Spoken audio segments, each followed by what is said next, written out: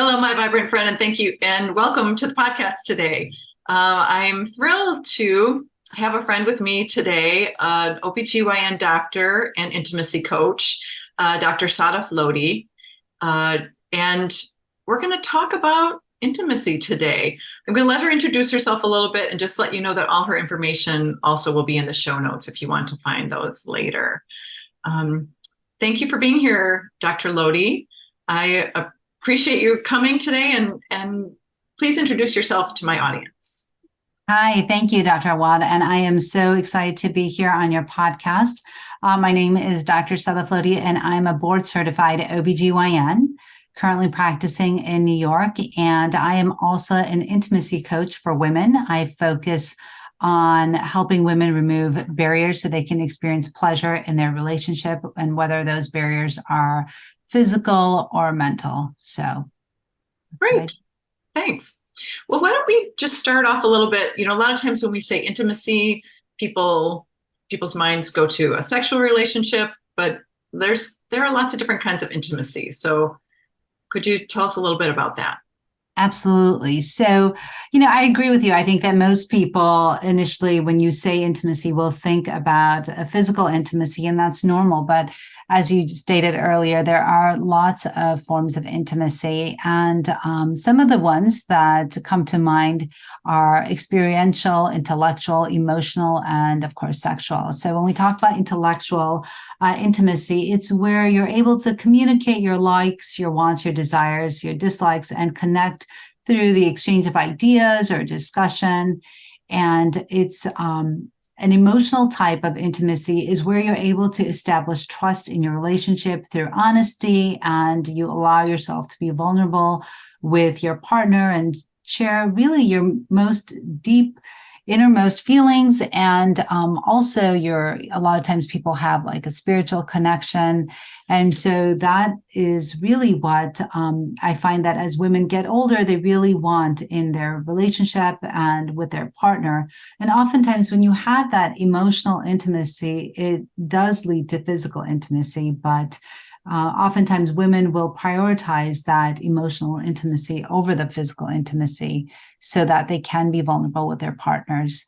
And of course, experiential intimacy is just sharing events, doing things together, like if you take a cooking class together, if you go on a hike together, if you're doing things together, builds a special bond as well in your relationship. And so that's another form of intimacy. And of course, like we discussed earlier, physical intimacy is more of what people think of. It's that sexual intimacy. It's that physical touch that we normally think about when we hear the word intimacy.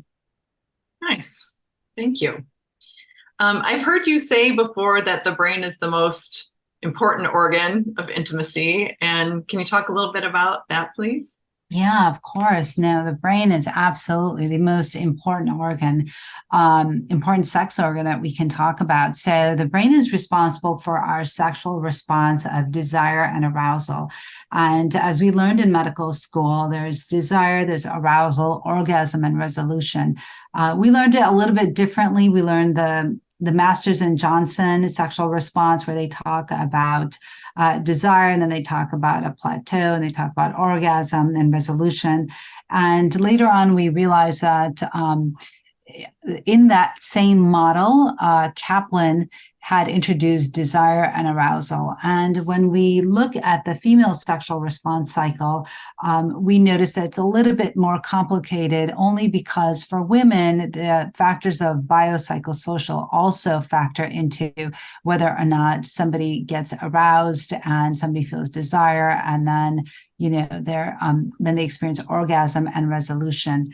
And so the brain is really responsible for all of that happening. And when there's touching and kissing and other sexual things, the peripheral nervous system will get a signal, and it forwards that to the brain. And then our hypothalamus, which controls all the hormones in the body, that responds to the stimulus and causes arousal. So it signals the body to produce testosterone, and testosterone is really what drives our sexual drive. And in men, that results in an erection. For women, it can result in lubrication and desiring sex. So it's really important to realize that our sexual response is controlled by something called the dual control model in our brain. And that either gets activated or it gets suppressed. And it's really an interplay of those two things that decides whether or not somebody will participate in a sexual act and somebody will not. So it can be our body responding to things that we see, taste, hear, smell, or touch, or imagine. And then if that overtakes our inhibition system, then we'll basically engage in that sexual act or respond to that desire, to that arousal. But if there are things in us that are preventing us from acting on those thoughts and those impulses that are coming to us, then we won't respond to it. So our inhibition, so what we talked about, whether our brain activates or suppresses our desire is really based on what it sees and smells and tastes. And if we have a lot of negative stressors, for example, say that body image, or we're worried about, external things, for example, if we're angry at our spouse, or if we're worried about the dishes in the sink, or if we're worried about other household chores, all of those things act as negative inhibitors to our response, to our sexual response. So we won't engage in that sexual activity. For men, on the other hand, when they are responding to stimuli, for them, it's more of concern about their performance. And if there's going to be a negative reaction to them participating in that sexual activity. For example, if there's going to be like a repercussion or something like that, or if somebody's having an affair, then they may not be able to get an erection or something. But, and especially if they're worried about performance, if they feel like they won't be able to perform in the sexual act, then that could result in erectile dysfunction. But really, that's why our brain is so important, because our brain really controls whether or not we respond to a stimuli, whether our body responds to that stimuli, and how we engage in that physical intimacy. Thank you. And I do want to get to body image because, because a lot of people that listen to this are thinking about weight loss goals and those things. But before we get there, a lot of my audience too are people who are late 40s, 50s, 60s, and things do kind of change over time as well, right? I mean, some of the stimuli that makes us feel like it's spontaneous when we're in our 20s doesn't feel like it's that kind of spontaneousness at 50 or. Yeah. I'm glad you bring that up. And actually, that really segues into what I was going to talk about next, is really understanding spontaneous desire versus responsive desire. And spontaneous desire is really a natural instinct that we see is influenced by cultural priorities and gender norms, and really a focus on novelty and mystery. So for example, when you're first starting to get to know your partner, you're really excited and everything seems more spontaneous, right? And, it can bypass everything and go straight to seeking out sexual stimuli and arouse the individual. It's, like we said, it's characterized by a newness, a mystery, and the powerful urge for a sexual connection. And, in the beginning, even though it seems spontaneous, I would beg to differ a little bit, because I would say that, even though we think it's spontaneous, we still plan out, even in those early days, we still plan out, what our date is going to look like, what we're going to wear, where we're going to go, what the night is going to look like. So even though it seems spontaneous, we still plan it out to an extent. As we get older and in long-term relationships, desire tends to be responsive. So responsive desire emerges, like I said, in long-term relationships where sexual stimulation from the partner triggers the desire. So desire actually comes as a response to intimacy and arousal that's created through physical contact. So for example, a person may not be in the mood, right, for physical intimacy. And so once, though, that she starts to experience the stimuli, which could be touching, kissing, cuddling, then she slowly starts to become aroused. And then the arousal tends to come before the desire. So once she's actually participating in that intimacy, then the desire comes up. And that's normal. And that's usually seen in long-term relationships. And then there's also something called formative desire, which is desire that involves engaging in sexual fantasies and as a means of stimulating desire. It can be fantasizing in a way that enhances arousal and can explore a different aspect of one's sexual desires and preferences. So the real important thing to understand is that, there are spontaneous desire and responsive desire, but responsive desire is no less than spontaneous, right? So sometimes we think like, oh, as we're getting older, we're in these long-term relationships and the spark is gone, but it's really not gone. It's just a different way of looking at desire. And that's really where sexual intelligence comes in. So there's a book by an author, his name is Marty Klein, and he talks about sexual intelligence. And what that states is basically that, relationships and sex change as we get older. And that's okay. There's nothing wrong with that. And it's just for us to accept it and see it as the new normal. And that there's really nothing wrong with responsive desire. And it's still, it's still as good as spontaneous desire, if not better. That's nice. And you can still do the planning, right?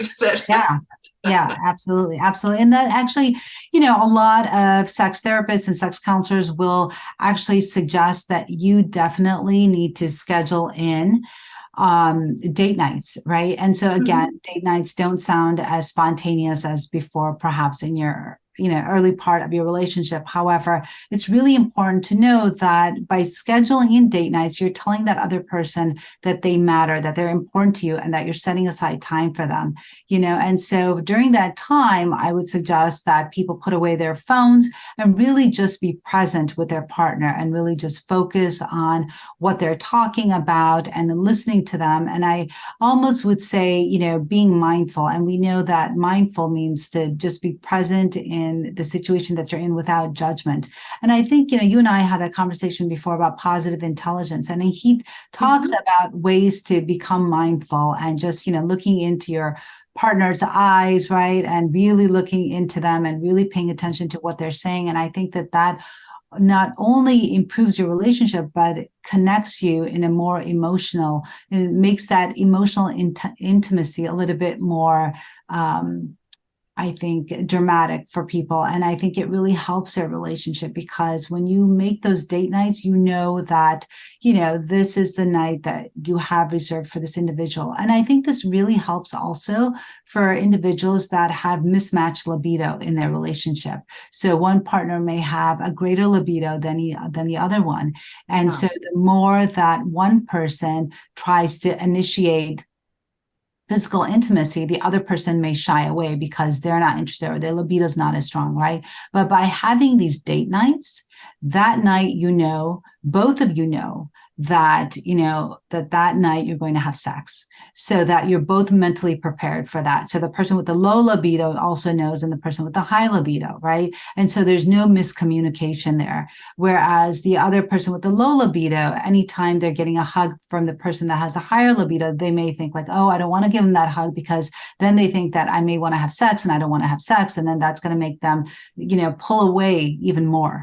But by having date nights, you both know and agree that, that night is going to be that you'll have sex. And so there's no pressure from one person or the other. And so the other days that if you you hug and kiss and stuff like that, it's understood between the two partners that may not lead to physical intimacy or sex later on, but that's okay, because that's something that's understood between the two. Oh, I like that. I like that. Yeah. Well, let's talk a little bit about body image issues. When someone's having body image issues, especially, people in long-term relationships, your bodies do change over time, and may circle back. So, how do we increase intimacy in a relationship when we're facing some sort of body image issue?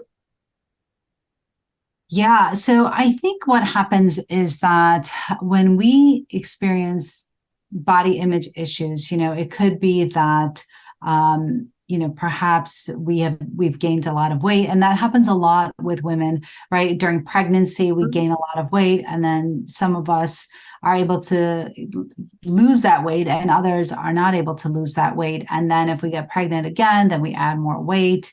And I think that, as we both know, that the older we get, the harder it is to lose weight. And so that can definitely affect us as we get older, and especially when we are in a relationship with a partner. So when we are physically intimate, oftentimes what happens with women is that they start to spectator. And what happens is that they're no longer in their bodies, but they're kind of like floating on top, and they're looking at themselves, and they're looking at like all these little bulges everywhere, and they're not liking the way that they look. And so then they're really not able to become aroused. They're really not able to have that desire for intimacy because they don't like the way that they look. And then they're really not present in their own bodies. And studies have shown that when we are more present in our bodies, when we're more mindful, especially during physical intimacy, that in itself will increase desire and increase libido. And so I think a lot of times what we have to do is learn to love our bodies the way that we are right now. I think a lot of times, women will say that I'm going to wait until I lose, 5 pounds, 10 pounds or whatever, and then I'll love myself. And I think really the key thing is to love yourself as you are right now. Practicing mindfulness, like we talked about, increases pleasure and arousal. And by focusing on the present moment instead of worrying about the future, you can actually reduce stress and fully engage in that intimate experience that you have. Also, if you embrace self-acceptance and love yourself just as you are, right, and letting go of unrealistic expectations and exercise self-kindness, I think that helps a lot as well. And like we talked about before, recognizing that love and intimacy will evolve as we change, and just really embracing it and embracing the beauty of the current stage of your life right now. And one of the most important things, and there's been studies done on this as well, there's a survey called the Female Sexual Satisfaction Survey. And what they did is they went ahead and they wrote down the key points that really helped women, that were really important to women for their sexual satisfaction. And the number one, thing that they came up with and realized was that communication. So prioritizing communication by writing down your own desires and openly discussing them with your partner really helps in relaying to your partner what you like, what you want, what you don't want. And clear communication also sets the foundation for satisfying an intimate connection. And that's really what they learned with this study and with this survey. So really making it a priority to communicate with your partner. And I know that a lot of times it's very difficult to discuss these very personal topics with your partner. Even with your partner, it's hard, right? But, if you set aside time when both of you are not stressed, perhaps it's the end of the day, or maybe it's on a date night, definitely not when you're in bed with each other and you're criticizing them, what went wrong, giving them like a rundown. I mean, that's never helpful, but doing it outside of the bedroom when you're both relaxed, maybe when you're going for a walk or something, and just talking about what your likes are, what you'd really like, what you enjoy, what you don't enjoy, really helps. And I think that when both partners, have that mutual respect and love for each other, they really will try to, help their partner enjoy and prioritize their pleasure, which I think is really important. And I think making time for sex and prioritizing intimate moments, creating a sacred space for connection, whether, like we talked about, whether it's a scheduled date night or just carving out time for each other in your daily lives, I think is really important. Maybe sending a text to each other in the middle of the day, letting the other person know that you're thinking about them, will really help increase the emotional intimacy in a relationship. And like we talked about before, that emotional intimacy is what will lead to the physical intimacy. When someone feels like they are loved for and cared for and supported, then that will definitely help with body image. And when they realize that the partner, hopefully doesn't care what they look like and really just wants that emotional intimacy with them, then, I think that really helps with that physical connection. Yeah, that's beautiful. And, I work a lot with people who are over 50, and a lot of them, their bodies are changing, but their partners' bodies are also changing as well. And, if you can, I love that what you talk about, communicating about it, just talking about it. Yeah, it's the number one I guess, reason or cause that really helps women, especially sexually, to be satisfied is just communicating, right? And I think that it's easier said than done because sometimes it can be a hard topic to broach, and nobody really wants to hear that they're not good in bed. But Right, I right. think that if the other person can feel loved and supported and know how to pleasure their partner, then I think it makes a connection even better. And just, even engaging in shared hobbies and participating in new experiences together, these acts in themselves can just foster closeness and deepen your emotional and physical connection. That's beautiful. I love that. Um, let's talk a little.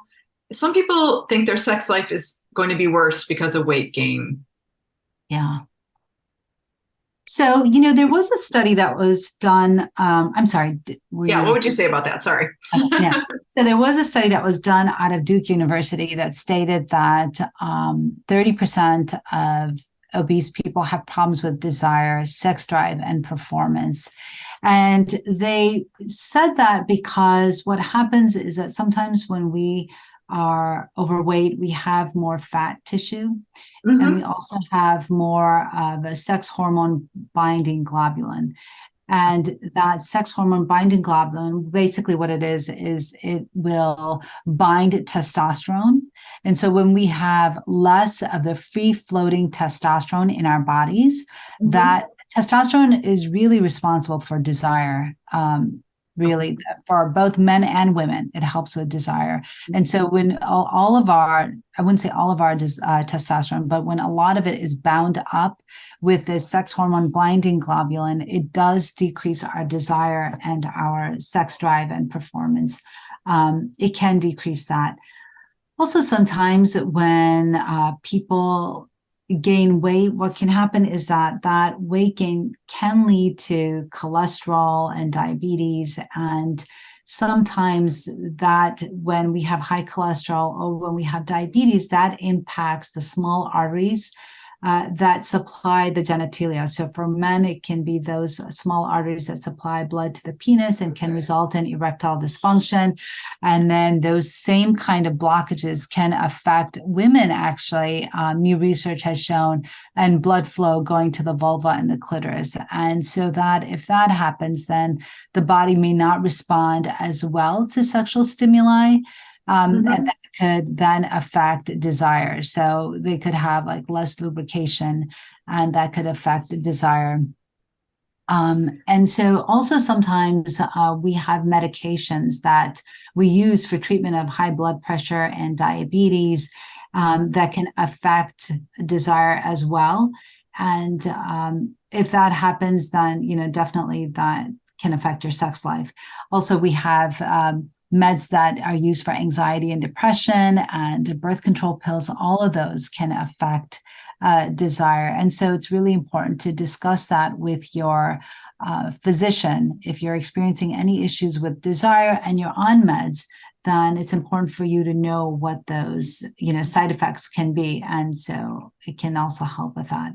But I can have alternates too, right? That maybe, sometimes something affects you that doesn't affect someone else. And so it's important to go ahead and talk about those with your doctor, because there's probably a different medication that could be tried. Absolutely. Just to give people hope on that. Definitely.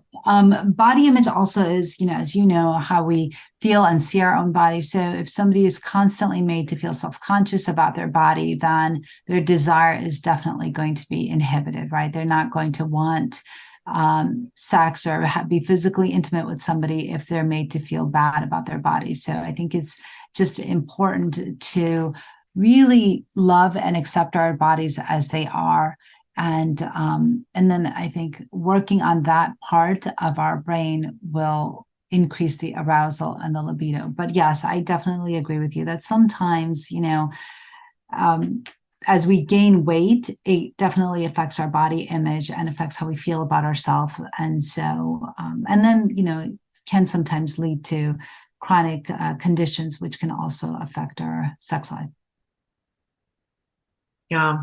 I think if you feel tell me if you agree with this, but if you feel safe in your relationship and feel like you have that kind of emotional safety, that it's okay to bring these things up too, like, Absolutely. gosh, my body is changing. It's so strange. And I feel a little insecure about it, and have that discussion, right? Absolutely, absolutely. And so, I something which I think that you mentioned is that, to have that love and support and that safety in that relationship. And I think that sometimes if you show the other person that you're coming from a place of care and love, and you don't want them to develop high blood pressure, diabetes, or heart disease, I think it might be okay to mention it to them. But you could also ask them if there's something that's bothering them, right? Sometimes people will eat more if they are sad or depressed or anxious or worried. Mm-hmm. And you know this better than anyone because you are a weight loss coach. And so, different coping ways to cope. And so that might be also a question that their partner can ask, and see how they can help, right? I think that as long as the other person feels like they can lean on their partner and, have their love and support, but also find ways to help them cope with whatever it is that they may be trying to address with food, that might be another way of addressing that challenge. And if people don't feel safe with their partner, or their partner is saying things that are negative about their body or how their body's changing, who should they reach out to for help? Yeah, I think that, one of the problems that you definitely can have is if you're gaining a lot of weight and you don't have a supportive partner. I think that one of the key people that you should probably reach out to, I would reach out to my doctor, perhaps like your family doctor or your internal medicine doctor, so that they could perhaps guide you. And I think also, a therapist might help as well, especially if it is anxiety or depression that's causing you to turn to food as a coping mechanism. I think that might be helpful as well, because there might be a lot of issues that you're trying to deal with, and it may be too much. And sometimes it's helpful to just discuss it with somebody else that's not related to you, that can help you out with your issues. And also to explore if you have a partner who's being mean about your body. Yeah. Their thing that may be something people need to explore with a therapist or with their doctor. Absolutely. And sometimes, I've also seen this where sometimes if a person loses too much weight, their partner can feel threatened, right? And think that their partner will leave them now, because now that they have this new body and that they've lost a lot of weight, maybe they're more confident and more outgoing, and that makes their other partner feel threatened. And so they may, have some issues on that end too, right? So either having gained a lot of weight or losing a lot of weight, there might be some issues between spouses or partners. Sure. Yeah. Well, thank you so much. I appreciate you talking about this. We covered a lot of stuff, and you and I could probably talk about this for 4 hours. But I appreciate you talking about especially the different kinds of intimacy to think about that. Think about how desire is different. When you get to be middle-aged, and kind of the opportunities to, deepen your connection with your partner through all these different life changes. And yeah, I think that there's so many ways of giving and receiving pleasure, and when you think about sex as the end point rather than the beginning, you can start with simple things like just even holding hands and cuddling and building affection that way. And, just taking walks together and different ways to build intimacy. It doesn't always have to be physical, right? It can be just doing things together, going on adventures together, skiing, or taking up a new hobby together, right? And all of that will build a connection that you may not have had with your partner before. And I think in the end, it's all about how you feel about yourself, right? You could be you could have be overweight by other people's standards and still feel really confident and love yourself. And I think the important thing is just to love and accept yourself the way you are at any size and who you are right now. And I think that in itself, when you start to love yourself, then I think that energy and positivity emanates from you, and that's the energy that you attract. And so I think that will really help. I love that. That's a great place to end. That's the message that we have in my program as well, because there's no thought police. You can start liking yourself now. You don't have to wait. Right. And really, if you have some sort of end goal, you need to like yourself before you get there, or you still won't like yourself when you're there. So, Absolutely. 100%. Yeah. Yeah. Awesome. Well, thank you. Please tell my audience where they can find you in the virtual world.